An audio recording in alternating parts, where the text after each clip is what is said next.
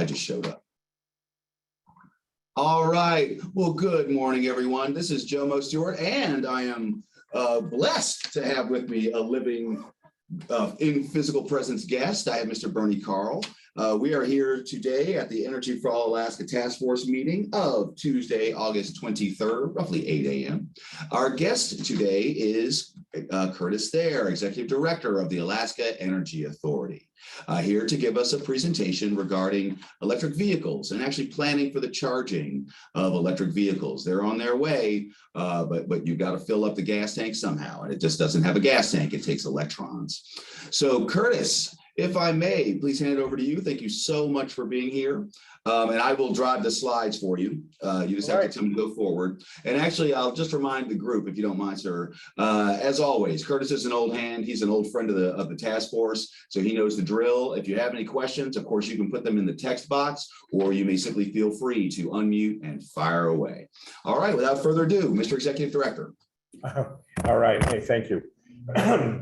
First off, a little bit about AEA. AEA was created as a state corporation back in 1976, and the cost was to lower the cost of energy in Alaska. That's our mission. We do that several different ways. We own the Bradley Lake Hydro Project down out of Homer, which actually 17% of that power goes to Fairbanks. We also own the Alaska Intertie from Willow to Healy, which saves the Fairbanks community about $30 million a year by being able to buy power cheaper in the rail belt and shipping it north to Fairbanks. We have the power cost equalization program, as well as the renewable program for the state. And we do bulk fuel and powerhouses in rural Alaska. And we were tasked this last year by Governor Dunleavy to head up the electric vehicle efforts for the state. We had done some preliminary work there with the what we call the Volkswagen Settlement Fund, where we were able to deploy 9 charging stations last summer. And then when this program was developed and put forward through the infrastructure bill, we were a natural to take it over and take the lead. We have partnered with the Department of Transportation as they're a key component of this. And so with that, this program is one that's off and running, and we can go on to the next slide. What I hope to do is give you a kind of a NEVI overview, which is the National Electric Vehicle Infrastructure Plan, and a little bit about our plans for implementation. One thing I do want everybody to understand is this is a living document. This is something that we were given, and when I say we were given, the federal government gave states 60 days to develop a plan, of which 30 days had to be a public comment. And that's the process, and we've submitted a plan, but we're always evolving and changing that plan to benefit the various communities that's going to be affected by this. And so we're still looking for input. Next slide. The NEVI requirements there's $50 million, a little about $52 million available. The first year is $7.8 million.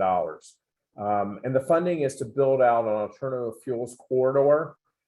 There's one in Alaska. It goes from Anchorage to Fairbanks. That's kind of in the green and black line that you see. And then after that build out, funding can be used elsewhere. And so that's where we look at it being used in the national highways, which is in pink on the slide.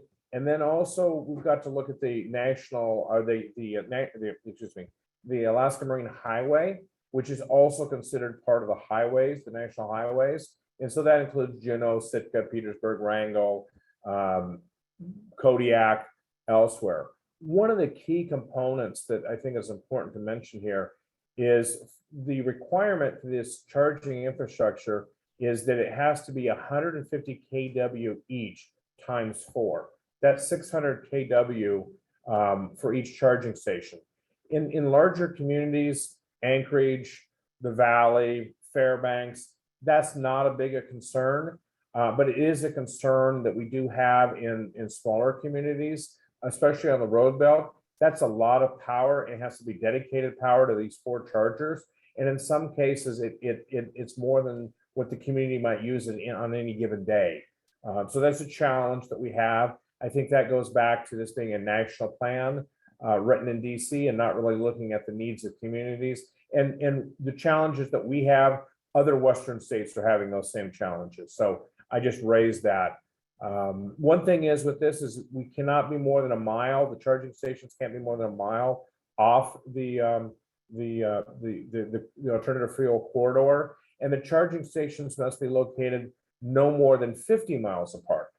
Well, obviously that's a challenge for us. There's a way for exemptions. We're doing that, but if you're from Wyoming, Montana, Arizona, they're running into those same issues with that 50-mile corridor. So again, it's more of a Western states issue. Next slide. Actually, sir, can we loiter here for just a second? Sure. There's a lot of information on this slide. So are some of the, well, okay, so let's start with the 50 miles. I just drove up from Anchorage. I went down and back last week. And I'm trying to think of what 50-mile spacing would look like on a route like that. I know that I feel like, if I'm driving up from Anchorage, like leaving Anchorage downtown, I hit Wasilla, that takes, 30, 45 minutes. Then it's like the next one would be, where would the next? I know Trapper Creek isn't much, is like, basically I feel like as I'm driving up or back from Anchorage, every hour on the hour, I go down, I hit Nenana, and then I'm hitting Cantwell, well, not Cantwell, Healy, and then I'm in Cantwell, and but those are spaced further than 50 miles. If we go down the slide pack a little ways, it's mapped out for us. Oh, okay. Just bear with me. We've got that identified here. Oh, okay. And you mentioned the 150 kilowatt each, were really more like 600 kilowatts each. And so that's an inhibitor as well? It's more of an inhibitor for some of our smaller communities. And when we look on the road system, it might be more of an inhibitor for a Delta, Toke, Glen Allen, those size of communities is more challenging for them. One that's not necessarily connected to the large, to the grid, and it's also some of the power that's available in the community. They might be connected to Golden Valley, or might be connected to Chugach or some other, or MEA, some of the systems. But again, they're kind of at the end of it. So again, it's just a lot of power required for 4 chargers, and with that comes a lot of expense. And so that's a challenge that we see, because there are other fast chargers that don't require that does not require 600 kW, that you get the same result. It's, again, this is a national standard. So if you're putting these in LA, okay, 600 kW, not an issue. You put it in a small community with 2,000 or 3,000 people, it becomes more of an issue, and it's a cost point for these communities. Got it. Okay. Thank you. Yep. So quite a schedule here. We were, the Navy program guidance was given back in February. We started procuring immediately a consultant to help us. We did a selection, we did an RFP, and then with that, we were able to establish, working with the team here, a 65% published comment, which was put out to communities. And again, we had 60 days from start to finish in this window. And not only that, the public comment period by the federal government was in July, over the 4th of July. Not a helpful time. But needless to say, we were able to, the team here and our partners were able to get to 95%. And we were able to file with the joint office on the deadline on July 29th. And then the funding will be announced on 9/30. But again, like we said, even though we submitted what the federal government considers a final plan, this plan is reviewed and updated all the time. And so really for me, what I think should have been a 6-month process to actually go and do the public comment and really go out to the communities, we had 30 days to do it. And so we did the best we could. We've met with hundreds of folks and various communities across the state. Matter of fact, we met with FAST in Fairbanks 3 separate times alone. And so again, if there's still comments to be made, please make them, because the document is ever changing. But I just want to kind of give you the timeline of the timeline in which we were working under, not given to us by the federal government. Next slide, please. Actually, you mentioned a body of funding. I think you said $50 million. Yes, 52, it's roughly $52 million. It's over 5 years. And the first year's funding is about $7.8 million. Okay. And is that an allocation just to our state, or is that a pool of funds again, for which we have to compete? No, that's a very good question. It's a program funding. So it's program funding dedicated to the state. A couple of key components is if for some reason we don't use those funds, they will be reallocated to other states. And so if we had missed our deadline of August 1st, we would have probably missed that first year's funding and have been reallocated. The other key component of that is there's still over $2.5 billion available for competitive funding. And we are also looking at, we have 2 different solicitations out that we're looking at competing with other states for that funding.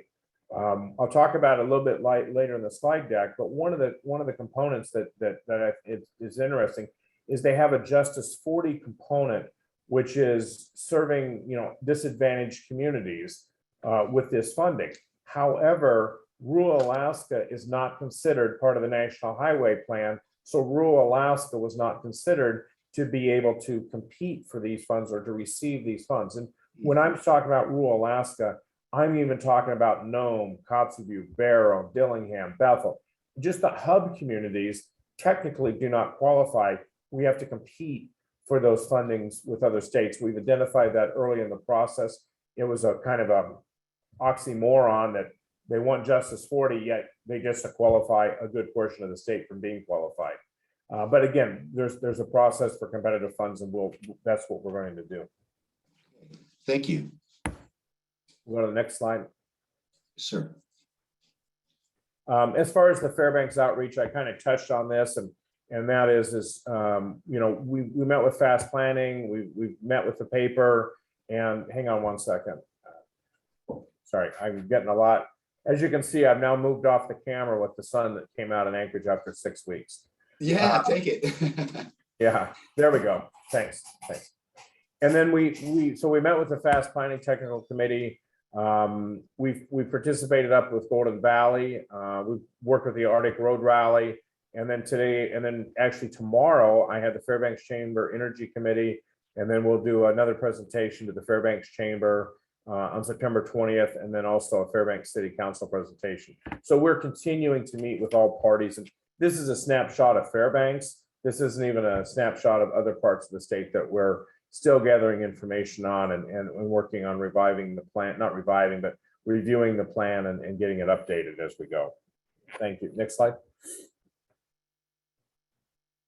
Where do the plans come from? Now, this is a snapshot of the 30 days.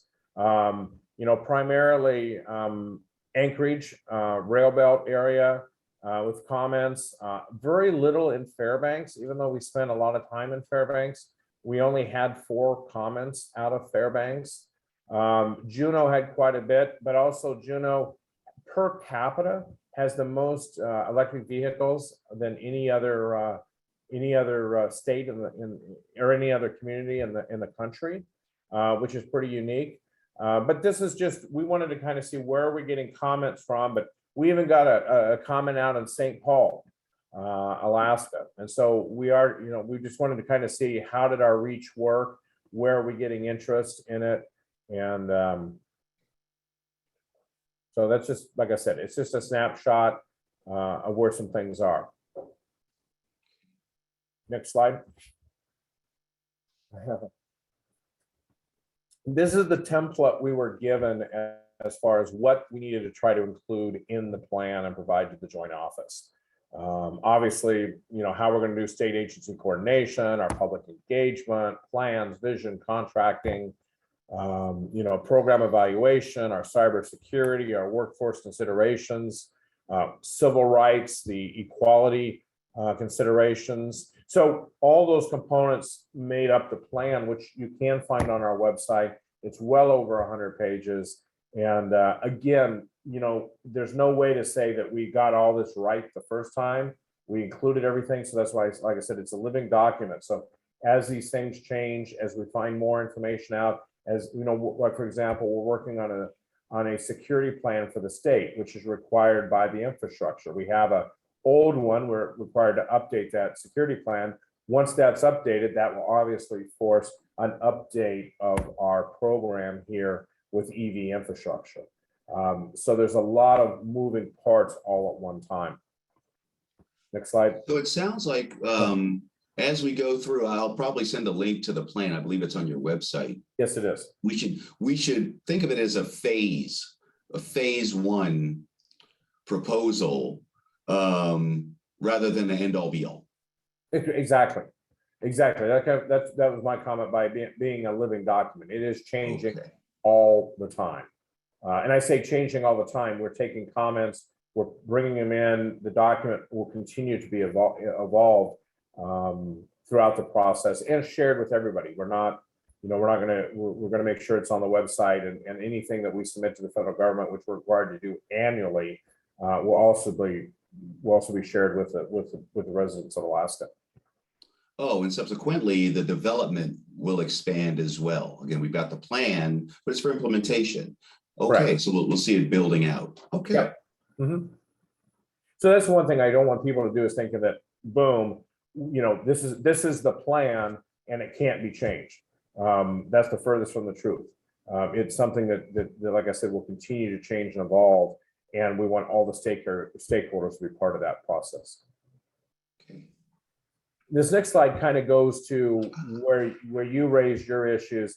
It's the corridor, the primary corridor between Anchorage and Fairbanks, and kind of look at the priority areas, from Anchorage, Eagle River, Chugach. But where you start to see some of the gaps that you've mentioned is Willow to Trapper Creek is 45 miles, still below the 50. Trapper Creek to Denali State Park is 20. And then, of course, you have 80 miles from Denali State Park to Cantwell. So, but really one thing to look at is between Trapper Creek and Cantwell, Denali State Park is, Glitter Gulch isn't open year round. So that is a consideration that we have. That is a hiccup that we've done. If you're driving your EV in the summertime, not necessarily a problem. You got that 80-mile gap. But if you're driving it in the wintertime and Glitter Gulch is closed, and that area is closed down, we have a problem. I say a problem, but most electric vehicles can do 200, 300, 400-mile ranges, so it's not an issue in that regard. But for the plan needing to be within 50 miles, it's definitely a stretch. And then from Cantwell to Healy, off to Clear is 31 miles. Then we get to Nenana, and then Nenana to Esther is 45. But actually into Fairbanks is just another 10 miles at 55 miles. So like I said, we've kind of identified this to show them what our priority areas are. And then the map here itself resembles that also. As far as also what you see in the light gray area is the utility service areas. So also we can see where the utility companies have service. And again, from Denali, Cantwell, there's that stretch in black. There's no utility service there by a larger utility. So again, we were just trying to identify for the federal government and for DOT and the Department of Energy some of our challenges that we have based on this particular corridor. Actually, this is highlighting that gap that I really was thinking of coming out of Trapper Creek, between Trapper Creek and Cantwell. Yeah. Are there any? Well, okay, so now I'm seeing that there's actually just a gap between the zones of the utilities. I was wondering after the federal lands, the Denali State Park, and are their willingness to allow us to put an infrastructure there in this pristine wilderness? Well, the infrastructure would be along the highway, but again, I think one of the challenges would be is pretty much when the tourists leave, Denali State Park pretty much closes its door for the season and doesn't open until spring, and so you do have that stretch from Trapper Creek to Cantwell that is going to be a challenge. And then again, you don't have utility services for a portion of that corridor too. But again, these are things we're trying to identify and raise with the Department of Energy and DOT. When I say DOT, I'm talking about federal DOT. highlighting of those concerns. But we can go to the next slide.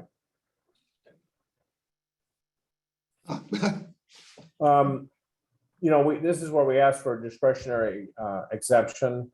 And again, that's an alley to Cantwell. That's one of our exemptions that we've asked for, since that does exceed the 50-mile requirement. Next slide.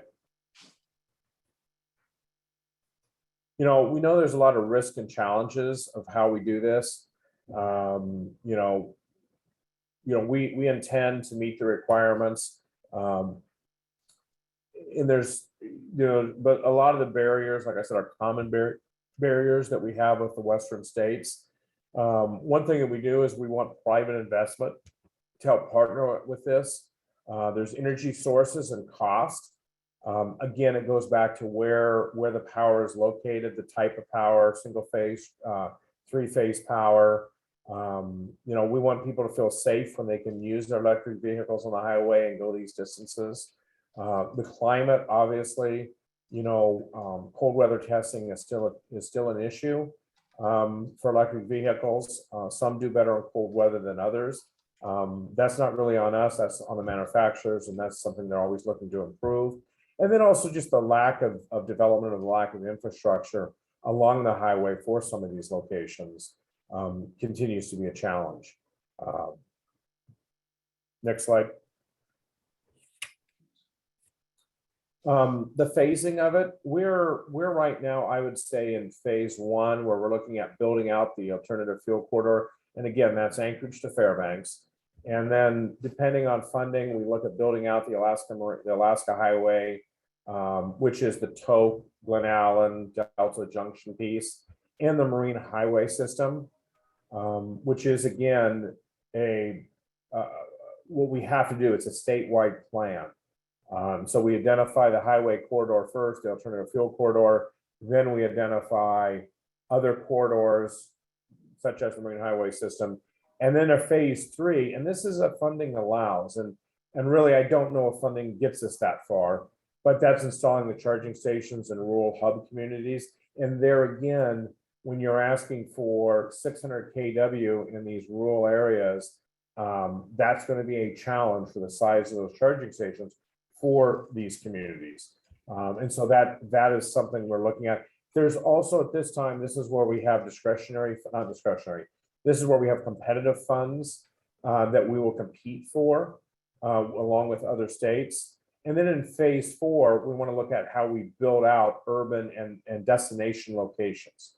We want to make sure our first goal is to get within that 50-mile loop going up the highway system. And then we'll look at what we actually need to build out in Fairbanks or Anchorage or Wasilla. A lot of these communities on the rail belt, the communities themselves already have charging stations. There's several locations in Anchorage, there's several locations in Fairbanks. Healy now has a charging station. Cantwell has a charging station. So some of those exist. They're just an older, I don't want to say older technology because that sounds, but they were installed last year. But by the requirements of this program, they're outdated. But those charging stations are fast chargers at that time. Now, the proviso that the charging station has to be within 1 mile of that federal highway. So that would mean, like, say, let's just say in the coastal communities down in Southeast, that would really mean having one at or near the port. Yes. And so really, for the most part, that's not a challenge. I think in Juneau, it is a lot. Juneau's 20 miles, 15 miles from downtown Juneau is the requirement that they have those charging stations. But a lot of the other port communities there are in town, Petersburg, and that's not necessarily a challenge. But again, those are things as we get to the point in some of these port communities, we'd probably be looking for maybe some exemption for some of these communities, such as Juneau, which is so far away, their port from downtown or from the economic hub of the community. Okay. Or really just planning to have not just one, which is, kind of where we're heading anyway. Yeah, exactly. Next, we've kind of talked about this, and this is the highway phases of this. We have this one now, the alternative fuel corridor in blue, And in green, we talk about the national highway system, and then we kind of build out southeast in the phases. So phase one and phase two, and then we have Nome and Bethel out there. Like I said, we're also looking at Kotzebue and Dillingham and other communities. When we talk about rural Alaska, I'm talking about hub communities. And then the Marine Highway system goes all the way down to Unalaska. So that would be part of the build out at one time. But again, the focus is the highway system right now. Next slide. So this has been a question that's come up, and that is about fleets. There's a lot of funding in the infrastructure bill for fleet, being whether that be a community fleet or transportation fleet like DOT or even fleet vehicles for communities. The funding that we've done, the NEVI funding is not allowed for vehicle purchases, so it's not something we focused on. There's other money that is competitive that other people can apply for. The borough of Fairbanks can apply for and compete for fleet vehicles if they so choose. And develop an evaluation can be used by state agency and others. So we want to partner with that information for the uses of fleet and the public. And so, like I said, there's a lot. Here's the interesting thing with the infrastructure bill, and I'll just kind of get on a soapbox here. There's over $7.5 billion for infrastructure for EVs and $200 million for hydro.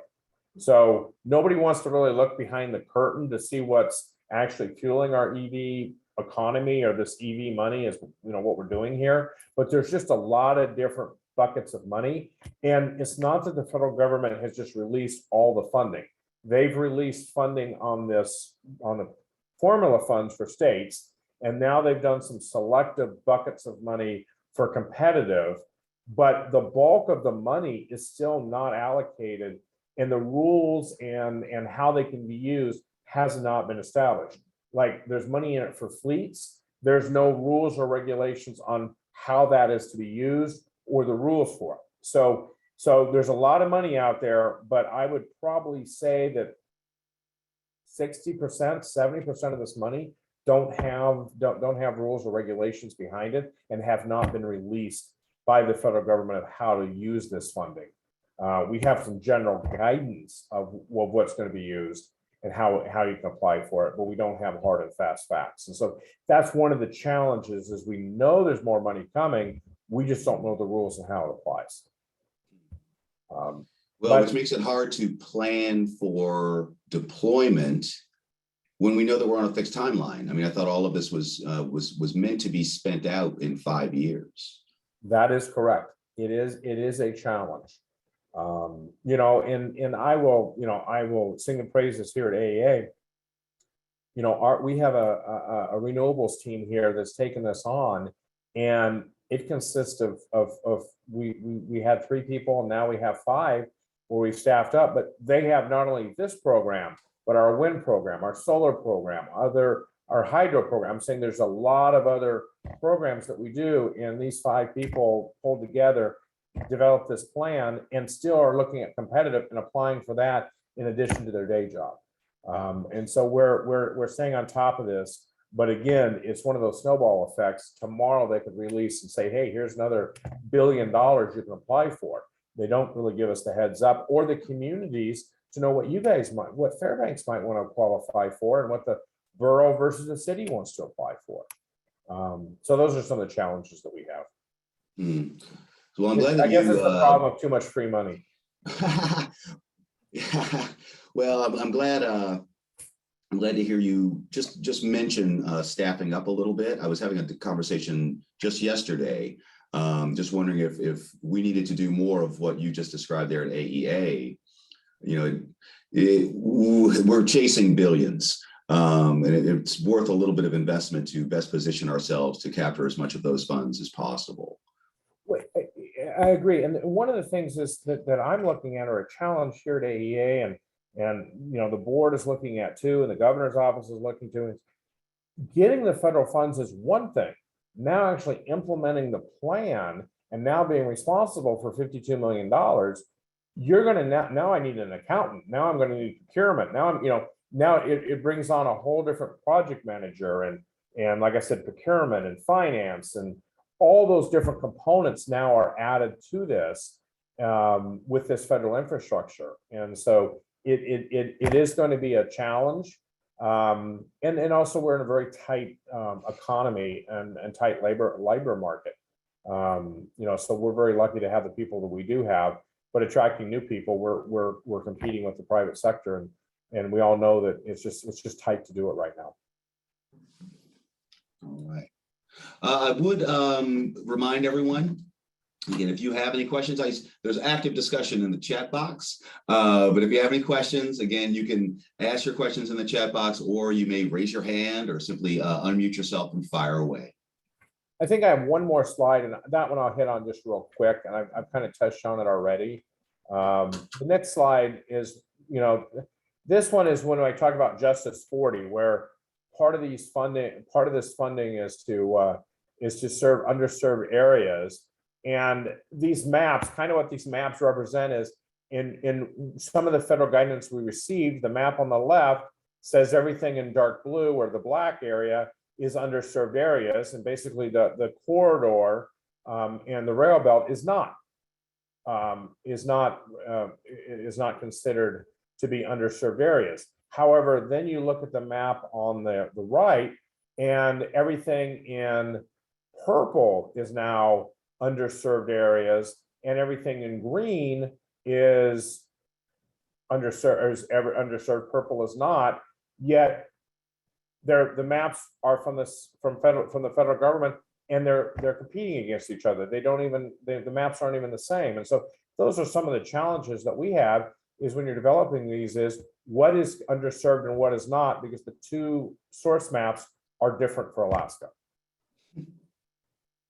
So as you can imagine, drawing out a plan is challenging too, when the federal government can't even put the same maps of Alaska in the same underserved areas together.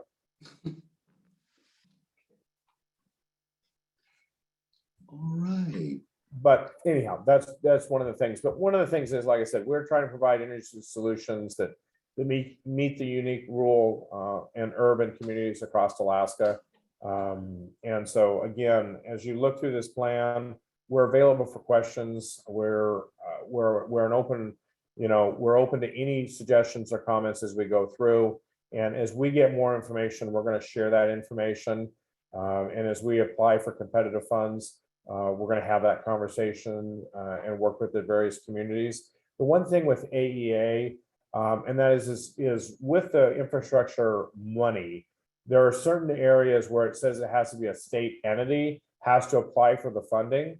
And we want to be that partner. And so if there are entities within a community that see a bucket of money or a pot of money in the infrastructure bill, but they need a state entity, please, we don't charge the overheads that some organizations do, or some government agencies do. We want to be helpful.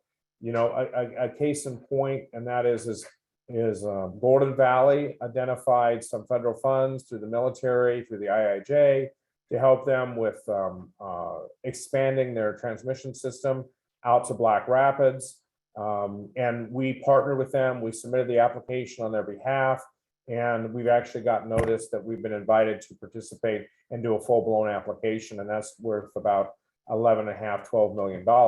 Again, that strictly benefits Golden Valley. We're just a conduit, and we'll just be a pass-through, but we want to be helpful wherever we can, especially we don't want to leave any money on the table for Alaska if we don't have to. All right, thank you that's a great offer, and I'm glad you made that offer. Much appreciated. Yeah, now that you made that offer, how can we help you? How can we help you? I think Bernie, I always appreciate your help and help. Again, take time and look at the plan and let us know what we've missed or what can be done differently, and what some of the challenges might be in what we've identified. Because like I said, like I said throughout this, as a living document, we want to make sure we get it right. We know we don't have it right the first time at 65%. We didn't have it right at 95%. We got closer at 100% when we submitted. We're really confident in what we submitted. But again, as things develop and we know different things after talking to the communities, it's helpful. So what and I don't having understand, having Curtis, this is dialogue is helpful. how can we put up with the insanity of the federal government that says that you have to have 150 kW per charging station, 600 kW to apply for this great opportunity?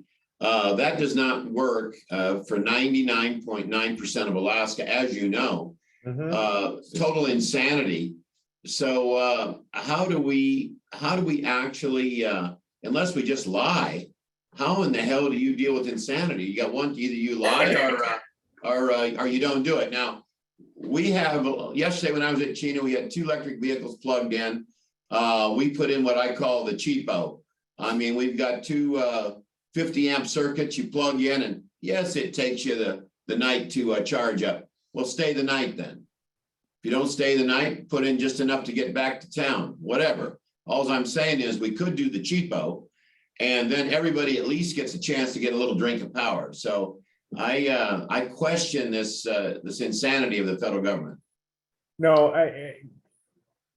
I don't disagree with you, Bernie. You've hit it on the head. Like I said, there are charging stations that are perfectly capable of providing a fast charge at a lot cheaper cost than these 150 times 4 units.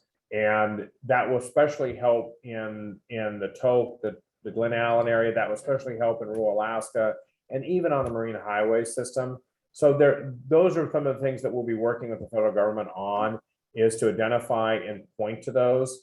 But again, we're not the only state. Wyoming submitted a plan that said they're not going to meet the 150 times 4. And if they can't have some waivers, they're going to walk away from the funding. And so other states are in the same situation, and we're communicating with those states that we're having those same conversations. You know, we last year we had $1 million from the Volkswagen settlement fund that we put out and did a charging from Homer to Fairbanks. And with that one, we let the site host decide what vendor they wanted to use and what charging station. It just had to be a fast charger that could charge within an hour. And we had 24 applicants and people doing that. We only had funding for 9 folks with our limited funding, but we had 24 applicants. And so there's an appetite for this. It's just, we need to figure out what works for the community and not necessarily the mandate of these massive chargers that are meant for New York and LA and Seattle and Houston and that where they have a line of cars charging up. The one thing I will say with charging is when we talk about how many electric vehicles are in Alaska, we're about 1,200 right now. If you talk to the Ford dealer down here, he'll say that he has 600 Lightnings on order. So I think that as the charging vehicles get larger, full-size trucks and SUVs, it's going to take off. But we're going to have a charging system that kind of matches that. And one thing that we see here at AEA is we're not going to tell people where they have to put a charging station. We want the communities to participate, and that was part of our plan, was for communities to go out there and say, where would you like to be a site host? I don't, I'm saying, we don't care if it's at the Borough Building or if it's the Turtle Club, if it's at Chena, or if it's at the Cookie Jar restaurant. Communities need to decide where those charging stations are, because they're going to have to put 20% of the money up too. So if they want these supersized charging, the 20% that's required by the infrastructure bill, that's a lot of money for these communities to have to put up when they could get a different charger that's still a fast charger at a lot less cost. Oh, actually, that's a really good point. I hadn't thought about match because it hadn't been mentioned. Can we talk a little bit about that? Yes. Like the money coming down, but also the money that needs to come up. Yeah, the federal government requires a 20% match from the private sector, or from who's going to have the charging station. When we did that, and just to put it in a little thing, when we did the Volkswagen settlement and those 9 charging stations, our AEA put forth a little over $100,000. We required a 20% match. So those 9 charging stations, in theory, was going to put $180,000 worth of match. What those 9 charging, those site hosts did, they actually put over $500,000 in match into it, because once they were doing our fast chargers, they put in level 2 chargers. They spent more money on it. So leaving it to the private sector to be a site host, they're going to put more money into it. But if you put the requirement of this, like I said, the 150 kW times 4, it's going to really take out these mom and pops that can't afford 20% on $1 million charger, but they could sure afford 20% on a $100,000 fast charger. Got it. Okay. So there's a little complexity on top of the complexity. Yes. And one thing too, not to throw it all out there, we're not the only, state of Alaska is not the only one buying chargers. This money is available for all 50 states. We're all on the same timeline. And so where Alaska might order 50 chargers, California might be ordering 5,000 chargers. So on this, with our supply logistics, guess who gets moved down the pecking order faster? It's going to be small states.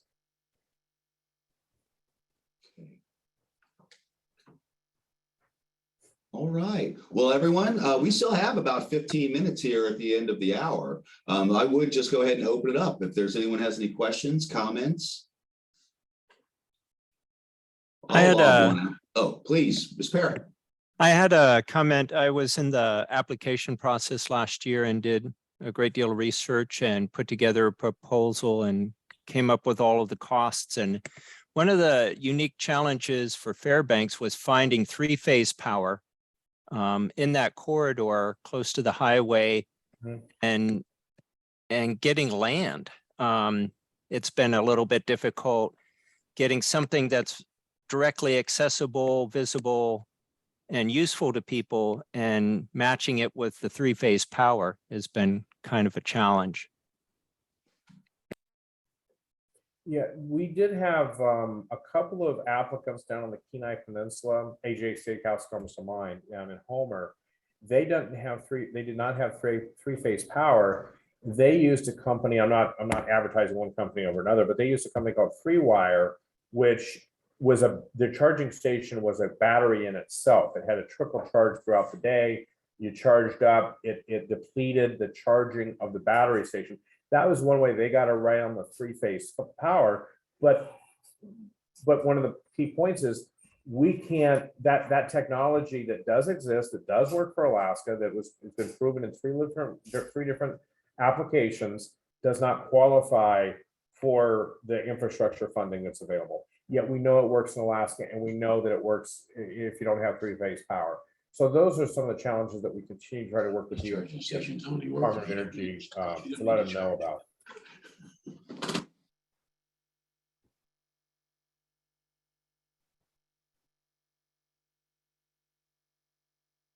That's true. Okay. Well, I will add, hey, actually, I saw on your slide a little note on the road rally. Oh, yes. Do you have any update on that? And then this is a curiosity question, but then I have a very practical question to follow, if I may.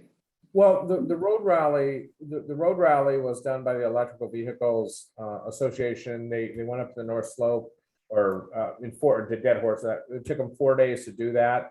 I think it was a success in the sense of understanding the capabilities and the cars, the vehicles that they used. Right before that, interestingly enough, that didn't quite get as much press coverage, was Ford actually took a Ford Lightning up the same corridor, and they actually followed the chase vehicle was a hybrid Ford, in which it used the hybrid Ford to power or to charge the Lightning. So that's been going on throughout the summer. But the one thing is that information is very helpful to us as you develop a plan. It's good to have the information and some of the lessons learned on that road rally. And that was actually funded by the Department of Energy. That was their primary. They received a grant from the Department of Energy. Okay. So back on the topic of helping you. We just got through our SEDS process here in the community, our comprehensive economic development strategy. The idea, however, here in the community is, first of all, that was a really great process. It was a really great process, and it's come out with a really great output. but it's a 5-year plan. And the idea is rather than just have that thing sit and be worked on for 5 years, that we will come back on a regular basis, say yearly, to take a relook at our SEDS, make any corrections we feel like we need to make as we move through that 5-year time frame. Are you all planning for a similar kind of process relative to this, our EV charging planning and deployment? So we can start to plan as a community of, say, September or just say July of next year, we'll all be reconvening to take a relook and make any corrections for the next funding cycle. The short answer is yes. I'm saying that's kind of what we're doing now. Now that we submitted the plan, rather than wait for a date certain in next year, one of the things that we've been trying to work here is to update the plan as we go. So when we have to submit next year to the federal government, we will have actually hopefully a year-long planning process to develop or to update our plan. Since our window is less than 60 days, less than 60 days, that's why we're here. We've got people traveling throughout the state to work with these communities. So we're continually updating. So next year when we have this, we've hopefully had a year's worth of planning to update the plan in year 2 for this EV funding. Okay. So you're just intending it to be continuous. Yes. Okay. All right. Well, now we know. I'll be honest. I'm a little bit ashamed as the energy guy. I didn't really know this was in the offing until I heard you on the radio. So I'll just, how would you recommend that we stay informed, we as the public, on the process and our avenues and opportunities to participate? Well, best way is to our website, and we will work, and that's AK. And let me, Brandy is doing very good because she set up the website. It's AKEV Working Group. What's that? Okay. Yeah. Hey, Miss Brandy, we'll email you the link, and we'll email you the link so it's on. But that's everything we do, including like the power presentation we do today, the one I'm going to do tomorrow. We're always going to make sure it's up on the website. And then also when we have news alerts or something like that, we've put that out. One thing too is I've tried to make sure that the legislators are involved and they know what's going on. Because again, and we've been communicating with the mayor's offices and sending them information. So if you want to be put on, there is a working group that you guys can sign up for and receive our emails on a regular basis. Okay. All right. Well, I'll make sure I pull that down. As the group knows, I try to, well, again, we record these, we post them to YouTube. I like to send out notices with direct links to the old video in case anybody's missed the presentation, but I will include those links as well so folks can actually get that link and know directly where to go. All right. Appreciate it. Well, hey, everybody, again, we're getting near the top of the hour. I would open it up one or several more times. If there's any questions, does anyone have any questions or comments? Thank goodness you said comments, because I hate it when people do I don't have a question as much as a comment. This is Tanya. I used to be with Rep. Hopkins' office. I just took over as the executive director of the Morris Thompson Center. And as I said before, we were all signed on. We have expressed an interest that we're right here close to downtown Fairbanks and interested in getting an EV station or 2 in our parking lot. And we're a nonprofit, we have the property, and I did the map, and we are within a mile of the East Highway as you drive. So we are interested in talking to people, and we possibly even have resources to come up with some cost share. Perfect, because then one of the next, I hate to say phase, but once the program hopefully is approved and the funding is known, what's one of the things we're going to do is put out requests for information or proposals by community along the road system to find out who is interested in hosting.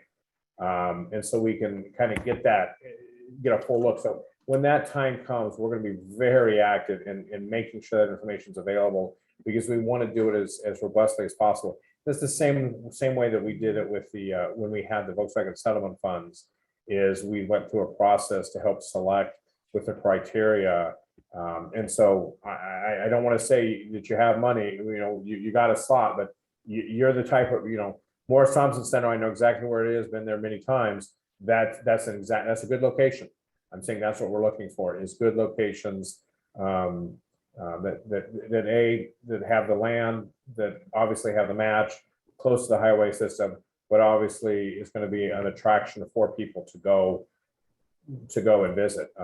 Matter of fact, when we had the EV charging set, when we had the Volkswagen settlement funds, 3 of the locations along the highway that were successful bidding was the Three Bears, because they're the number of people they have stopping by and visiting their stores, and they wanted EV stations, and they were successful applicants. So, and we've done, the Sewer Chamber of Commerce has an EV charging station for the same reason. So Morris Thompson Center, it's on the top of my list, but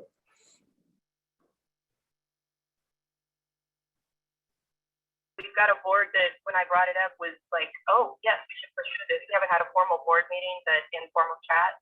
They're thinking it's a good idea, so I've got backing there. right.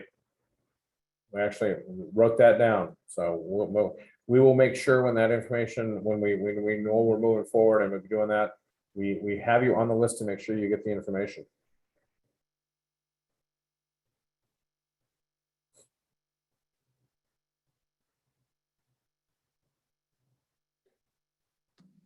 Okay, I'm supposed to ask a question. Can you hear me? I can hear you, Bernie. So our esteemed leader had to leave for a moment. He'll be back. I would just like to, first of all, I would just thank AEA for all the work they do.